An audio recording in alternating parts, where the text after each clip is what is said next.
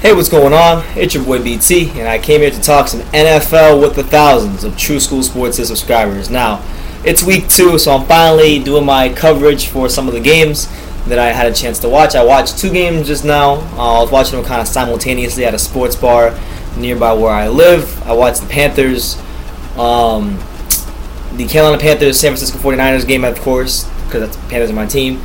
But while I was watching that on another TV, I also was watching the local game between the Miami Dolphins and the New England Patriots. Now, this game was very, very exciting because what we got in this game, was a tale of 2 halves for both teams, and it ultimately came down to execution, and it came down to just one team getting breaks. And it was an interesting game. So we'll start with the Patriots.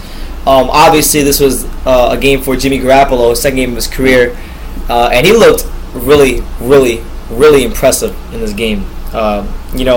Patriots jumped out to a very, very huge lead. Garoppolo had 3 touchdowns, 234 yards, and this is all basically within like a quarter and a half, 2 quarters of play because he suffered an injury. He got hit on a pass, and I don't know what the injury was because the audio wasn't on, but he had to be taken to the locker room, and eventually for the rest of the game they had a kid named Jacoby Brissett. This guy they drafted from Florida State or somewhere like that. And that's what allowed the Dolphins to get back to the game because the Patriots from that point forward they adopted a more conservative, brand of play calling. So, we had them leaning on Garoppolo heavily. He delivered with 123 yards and a touchdown. Got a lot of key first downs there in the fourth quarter as the Dolphins were charging back and making basically making a comeback. The Dolphins, what can we say about the Dolphins, man? The last 2 weeks, if you're a Dolphin fan and you're looking for optimism, you gotta look at it this way. You played the Patriots and the Seahawks. These are 2 of the top 5 teams in the NFL. And against the Seahawks, they just fell short of play here and a play there. They beat the Seahawks in Seattle. They lost by 2 points. And then against New England, they just get off to a really terrible start. And it was 31-3, basically at the beginning of the third quarter. So with that being said, they just gotta be a team that executes. That's as cliche as it is. It sounds. They gotta execute a lot better. And the receivers dropped a couple passes as usual. But hey, credit to Jarvis Landry and Devontae Parker. They will shut up in a huge way today with over 100 yards. But it needs to be, for the Dolphins, this needs to be something that gets started quicker. They should have had to be down by 27 points or 28 points to, start playing better football and executing better. But a lot of that can be attributed to Garoppolo getting injured because, from the Patriots side of things, Garoppolo looked like the next Tom Brady out there against the Dolphins.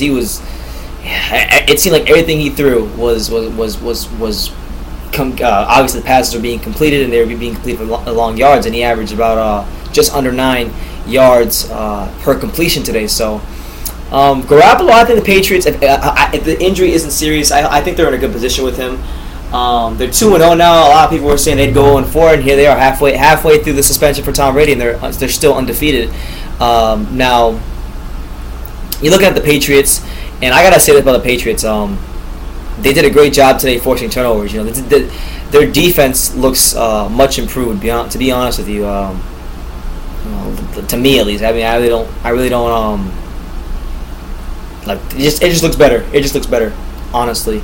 And the Dolphins defense. I know I'm kind of rambling here, but the Dolphins defense, linebacker wise, everybody, there's really nobody that's taken their role as a leader on the defense. It's kind of a defense that's lacking in identity, and they weren't tackling too well in the first half, so that cost them big time. So they're gonna have the Browns coming in next week. The Dolphins have played the class of the NFL, like 2 of the best teams in the NFL the last 2 weeks. So you think, with them coming back home to play a team in the Browns that just blew an 18-point lead against the Baltimore Ravens, that they should be in a position to where they're able to win their first game of the year and right the ship and get this thing right, because the Adam Gase era hasn't had a good start to it so far. So hopefully they can get that corrected. Arian Foster missed this game, or he played this game, but he didn't play too much, limited action basically. So they're going to need to get Arian Foster back healthy, and hopefully as the season progresses, they can begin to find their identity, because the Dolphins have, for the course of the last 6-7 years, been a team that doesn't have an identity. And for the Patriots, it's just about taking care of business once again, and I think next week's going to be their toughest test. They're going to have the Houston Texans coming in, so that's going to be a game where they're playing a team that's 2-0 with an explosive offense that just beat a good Kansas City Chiefs team. So we'll continue to see if this Jimmy Garoppolo train can keep moving forward, and the Patriots can get to 3-0 next week. But that was it, guys. The Patriots edge out a 31-24 win. The Dolphins scored. I think they scored about 24 unanswered points, or 20, something like that. 21 or 24 unanswered points after the Garoppolo injury. So it was a completely different game once Garoppolo got injured, but they ultimately could not pull it out. The defense couldn't get one more stop and give Ryan Tannehill more than a minute to tie the game. So man, Dolphins come up short again. Patriots prove to 2-0. The Patriots will be hosting the Texans next week, and the Dolphins will host the Browns. So let me know what you guys think about this game. The Patriots taking over the Dolphins 31-24 here in week 2. Leave your comments down below.